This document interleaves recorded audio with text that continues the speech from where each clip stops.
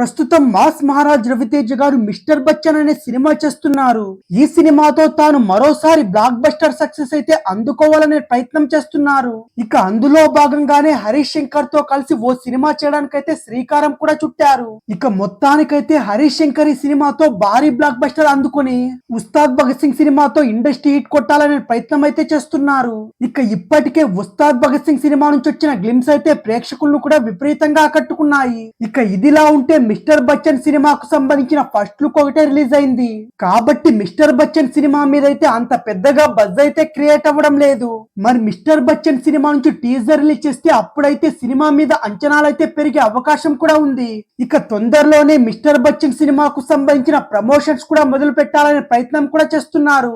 అయితే ఇప్పటికే cinema unit కూడా చాలా వరకు లేట్ చేసిందంటూ సినిమా పండితులు సైతం మిస్టర్ బచ్చన్ మూవీ టీం మీద అయితే విమర్శలు చేస్తూ వస్తున్నారు. ఎందుకంటే ఎంత తొందరగా సినిమా ప్రమోషన్ స్టార్ట్ చేస్తే సినిమాకైతే అంత హైప్ అయితే ఏర్పడే అవకాశం ఉంది. అయితే మిస్టర్ బచ్చన్ టీం అయితే చాలా వరకు అలాంటి అంచనాలు అందుకోవడంలో వెనుకపడ్డారని చెప్పొచ్చు. ఇక ఇప్పుడు రవితేజ గారు మిస్టర్ బచ్చన్ సినిమాతో సక్సెస్ సాధిస్తే వరుసగా 3 సినిమాలు ఫ్లాప్ తర్వాత ఈ సినిమాతో సక్సెస్ అందుకున్న హీరోగా మంచి గుర్తింపే అందుకుంటాడు.